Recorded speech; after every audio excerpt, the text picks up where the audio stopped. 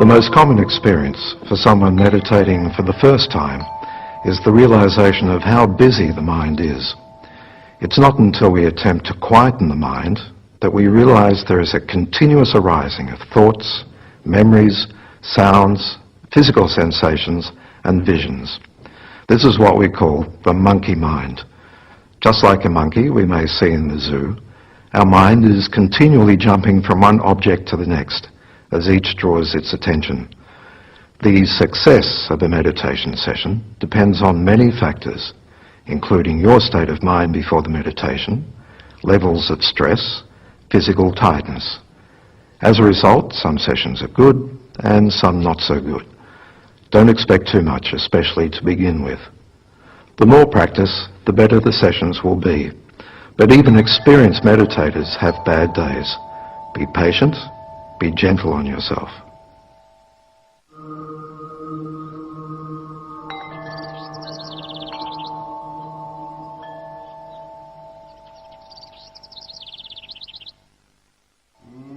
While meditation can be practiced almost anywhere, and you don't need much to practice, essentially a cushion or chair and a small table to rest a book on would be enough.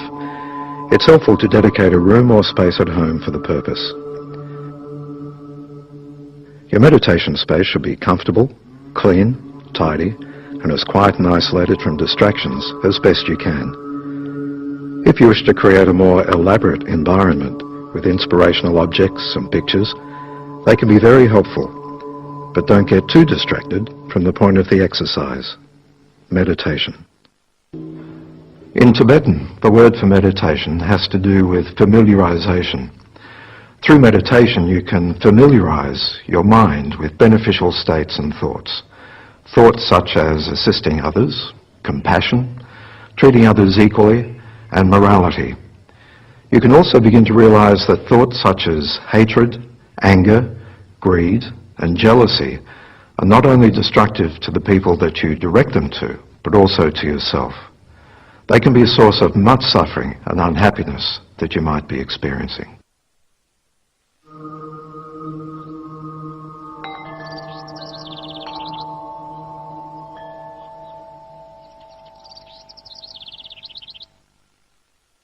The first step in the session is to check your posture. The main concern is to be comfortable, to avoid moving around or being distracted by discomfort, but not too relaxed that you fall asleep or experience dullness. Cross your legs if sitting on a cushion.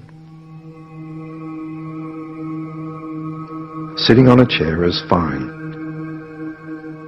With your palms facing upwards, place your right hand on top of your left, with the tips of your thumbs gently touching. Hands resting in your lap. Hold your back comfortably straight. Not so rigid that you experience discomfort or tension during the session. Relax your jaw and allow your tongue to rest behind your front top teeth. Tilt your head slightly forward. Your eyes may be closed, although this can increase the chance of falling asleep. If you have your eyes open, have them only slightly open, gazing downwards without focusing. Hold your shoulders level and keep your elbows slightly away from your body.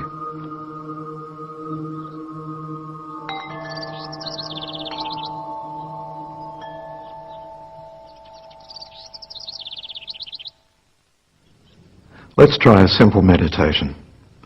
By placing your thought on the breath, it's possible to quieten or still the monkey mind and improve concentration.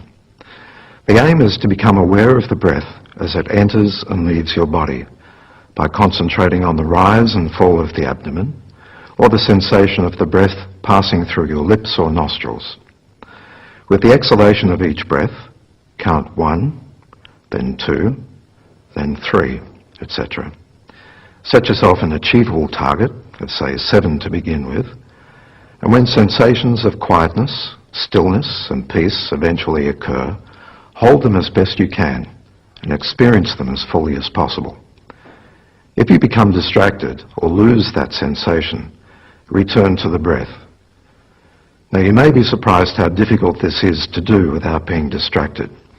Even a small number of breaths can sometimes be a challenge. It depends on your state of mind, your health, levels of stress and tiredness.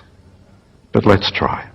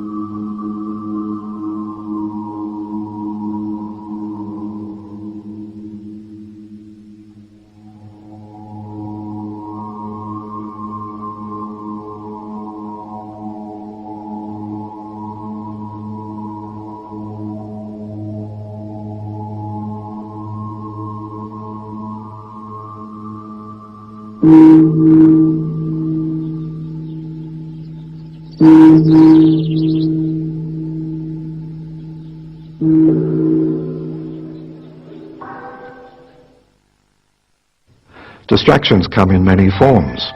Sounds, visions, physical sensations, pains in the knees, pain in the back and itches, happy memories, unhappy memories, memories of people and events that you've not thought about for ages.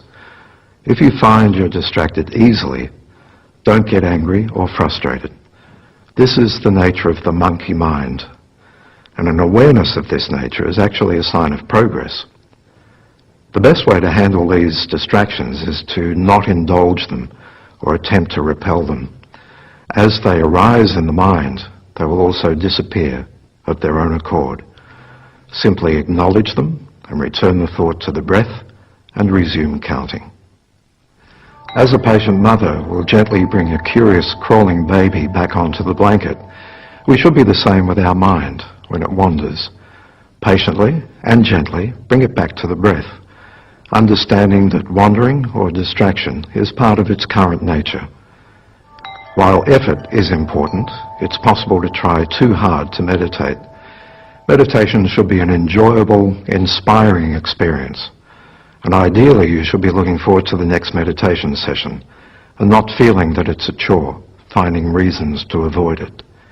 If you find yourself becoming frustrated at an apparent lack of success, it may be best to take a break. Go for a walk, get some fresh air, maybe try later in the day.